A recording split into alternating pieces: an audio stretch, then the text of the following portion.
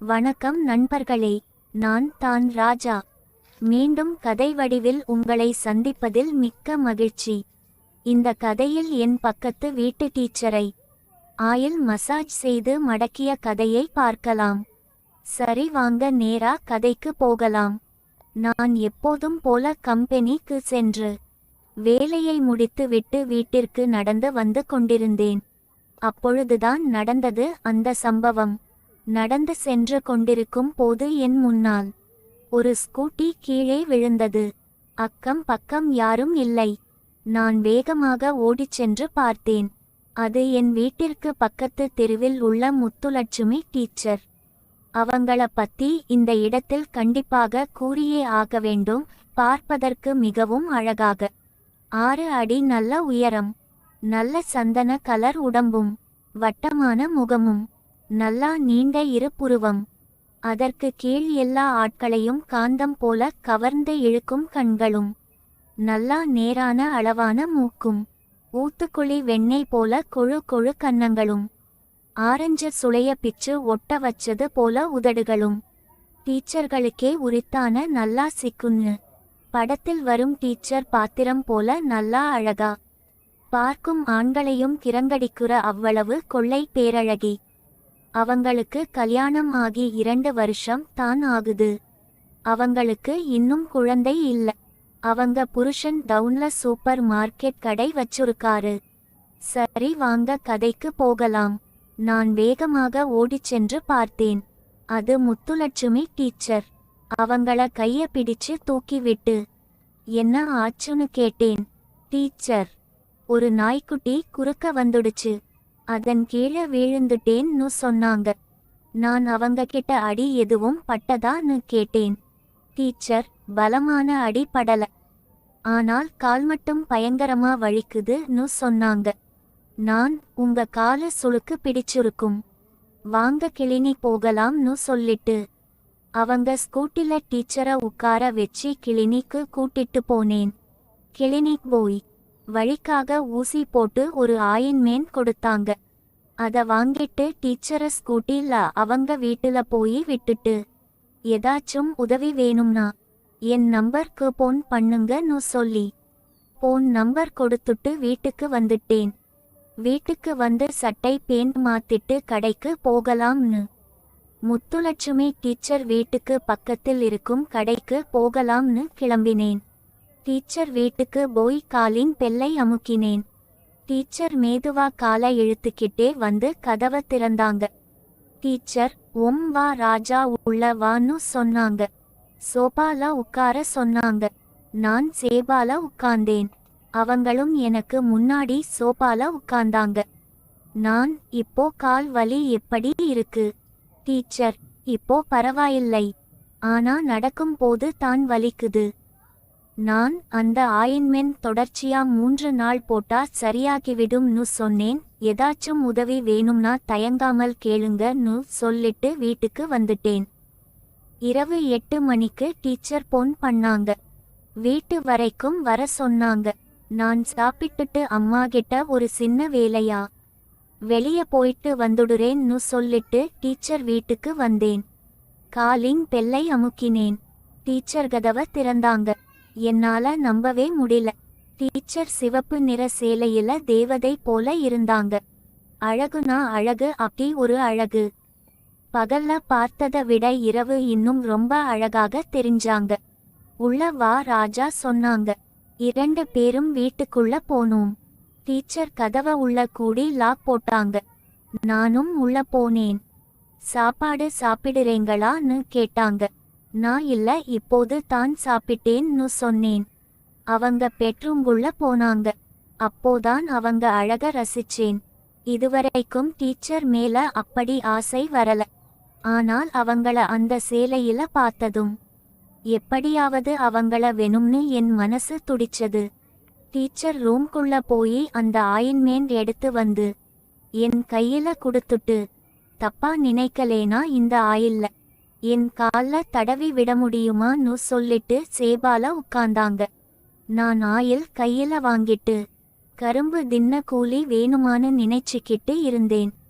Teacher, என்னால குனிஞ்சு தனியா இந்த ஆயில்ல தடவ முடியல. சரி என் புருஷன் வந்து தடவுவாருன்னு பார்த்தா. அவரு வீட்டுக்கு வரதுக்கு இன்னும் 3 நாள் ஆகுமாம். அதுதான் உன்ன வர சொன்னேன்னு சொன்னாங்க. டீச்சர் அப்படி சொல்லிக்கிட்டே அவங்க சோபால உட்காந்துகிட்டு காலை நீட்டுனாங்க.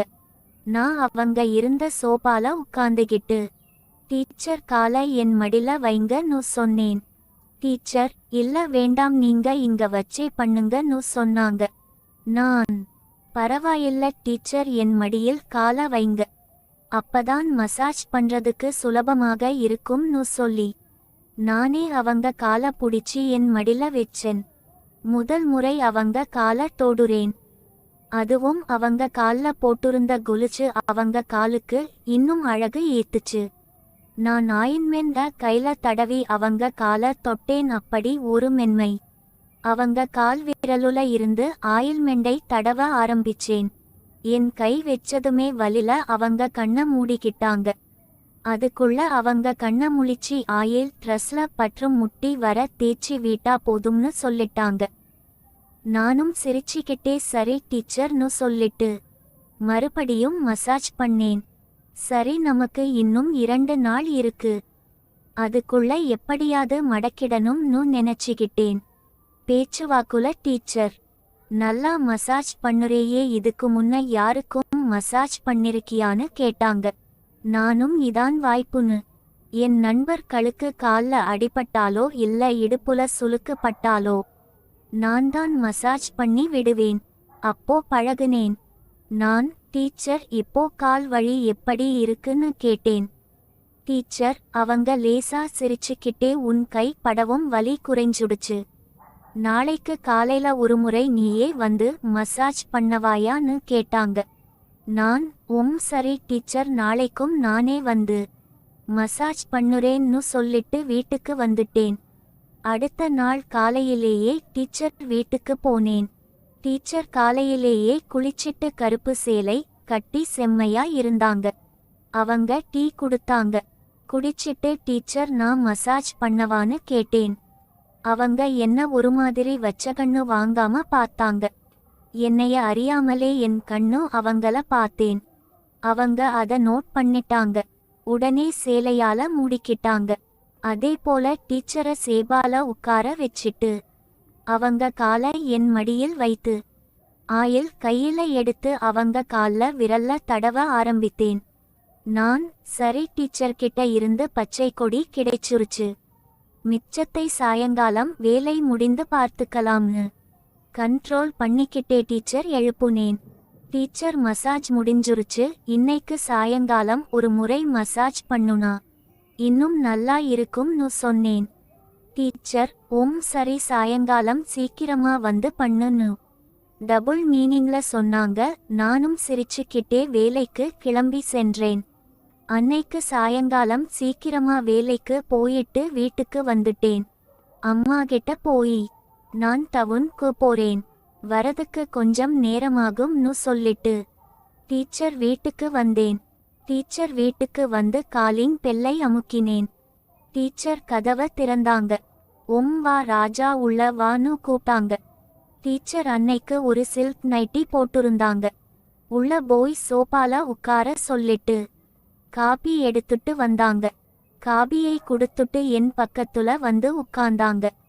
நான் காபியை குடிச்சுக்கிட்டே டீச்சர்ட்ட உங்களுக்கு ஒரு வாட்டி உங்க உடம்பு வலிக்கு மசாஜ் பண்றேன், உங்களுக்கும் கொஞ்சம் நல்லா இருக்கும்னு சொன்னேன். அவங்க ரொம்ப யோசிச்சாங்க. உங்களுக்கு ஒரு முறை உடம்பு முழுவதும் மசாஜ் பண்ணுனா மனசுக்கும் வேலை அலுப்புக்கும் இன்னும் நல்லா இருக்கும்னு சொன்னேன். டீச்சர் யோசிச்சுக்கிட்டே தயக்கத்துடன் சரின்னு சொல்லி சிரிச்சாங்க. நான் தேங்காய் எண்ணெய் கேட்டேன்.